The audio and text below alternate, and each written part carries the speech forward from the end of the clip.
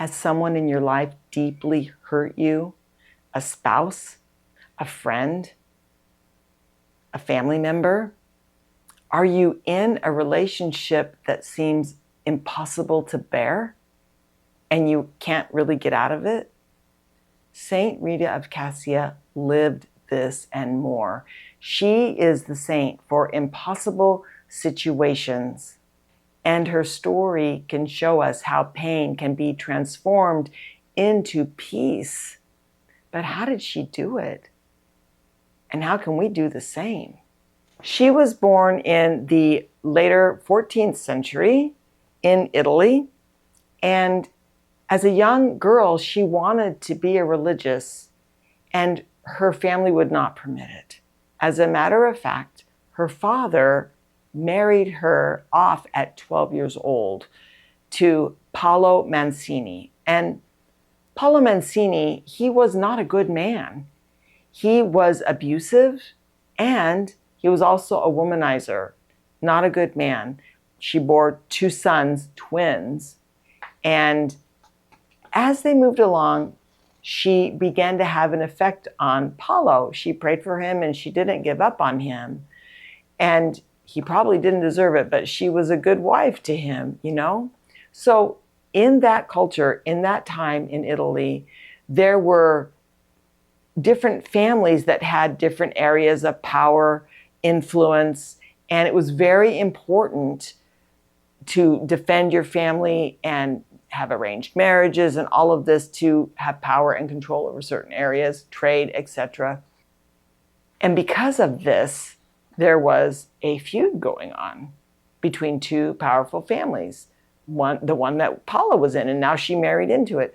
So what happened is that there's this feud, and people, they war against each other. It's kind of a lawless time in that way.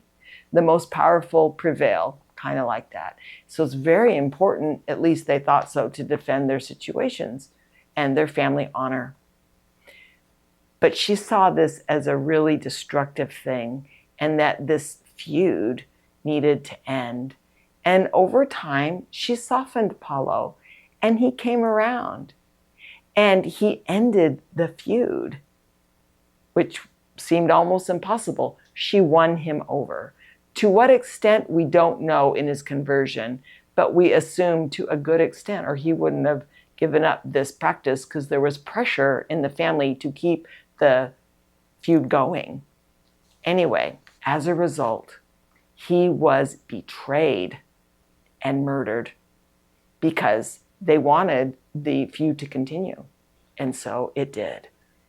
Paolo's brother, Bernardo, picked up the feuding torch and continued it. But he's looking at these sons of Paolo and Rita.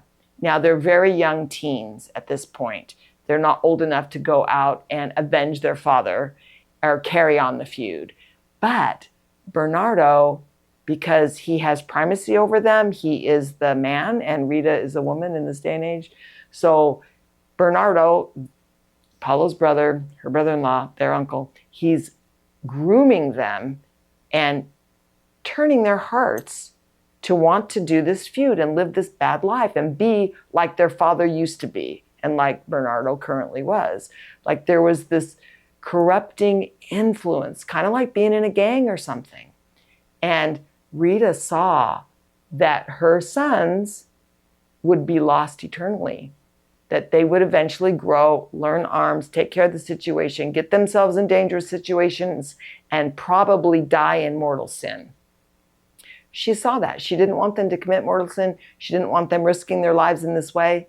She wanted their eternal souls. And so she had this eternal perspective. And that's the one thing we need to remember about St. Rita, is she always kept this eternal perspective. It threads through the decisions she makes later. There's more than one incredible story here, so stay tuned. So anyway, what does she do about this? She can't stop her brother-in-law from doing what he's doing and influencing her boys and the power he has over them. So she prays to the Lord to take them before they're corrupted, before they commit murder to avenge their father, before they become a part of this horrible thing and lose their soul in the process. I think about how desperate she had to be to pray that her sons would die.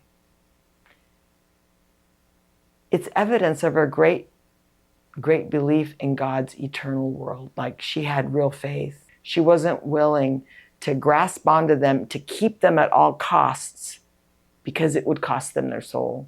She would rather endure the pain of losing them. She lost her husband. Now she's going to lose her sons.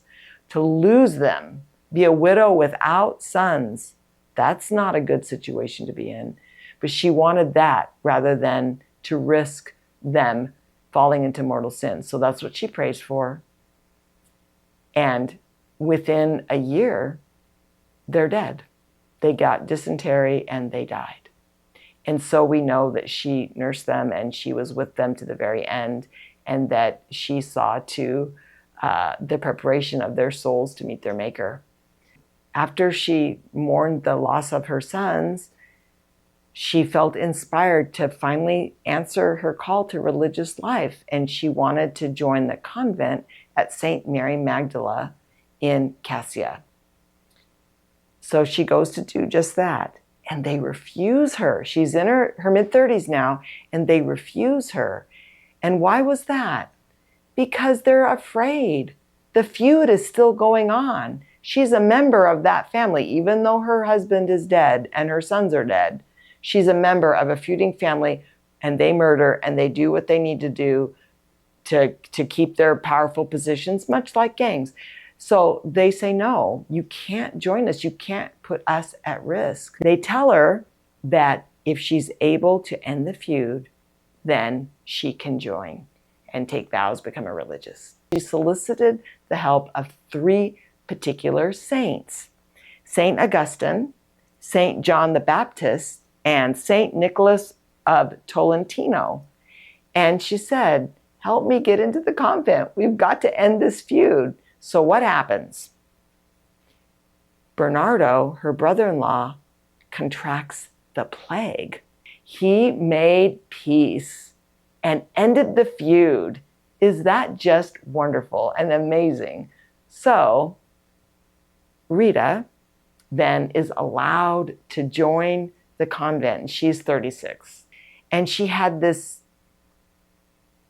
devotion to the suffering Christ. So her faith deepened to the point that she wanted to truly share in his suffering, in his particular suffering. She had suffered all her life. And of course, that was an offering, but she wanted to share in his. What could she endure of his suffering on the cross? And she asked him for this, and he gave her a thorn from his crown that went in her forehead and pierced her forehead. And so from the age of 60, when he granted her this gift of sharing a little bit in his suffering, she had this wound on her forehead that would never heal. And it was a little bit of a cross to bear because it didn't smell good either. It was kind of putrid, but she had that until she died. There's another thing. I just found this interesting about Saint Rita. She was canonized in the year 1900 by Pope Leo XIII. I just think that's great. So her feast day is May 22nd. We have a new pope who was just elected a few days ago. His name is Pope Leo XIV, and he took his name Leo after Leo XIII, not one of the other Leos. So I just think, wow, it's just kind of cool. It's one of those things to see. Now I'd like to do a little bit of Q&A here. Why did St. Rita's family allow her to marry so young at age 12? Well, in 14th century Italy, it was culturally common for girls to marry young, especially arranged marriages, to secure family alliances and statuses. We talked about that a little bit with the feuds. What significance do the saints she prayed to, John the Baptist, Augustine, and Nicholas of Tolentino, have? So each saint had associations with peace, conversions, or spiritual warfare. Nicholas in particular is known for assisting in difficult cases, and we don't know her personal life, like why she had a devotion to them, but you know, they were important to her and they really came through, didn't they? Why is Saint Rita considered the patron saint of impossible causes? Well, her life was full of seemingly impossible and hopeless situations. She endured an abusive marriage. She was praying for her son's salvations. She was reconciling deadly enemies, and she entered religious life against all odds. Is St. Rita associated with any modern-day miracles or devotions? Yes. Many devotees report answers to prayers after her novenas. She's particularly sought after for family healing, reconciliation, and desperate intentions. And there's a story that when she was nearing the end of her life, within a few months, and it was January, that her cousin came to visit her, and she asked her cousin to go to her family home, her father's garden, and pick a rose for her. And there shouldn't have been one. It was January, but there was a rose, and she brought it back for her. So we see Rita depicted with a rose often. We see her depicted with the crucifix because she was devoted to the wounds of Christ. And also we see her with the thorn or the wound on her forehead. I'm Julie Onderko, Catholic wife, mother, grandmother, as well as speaker, author, and spiritual mentor.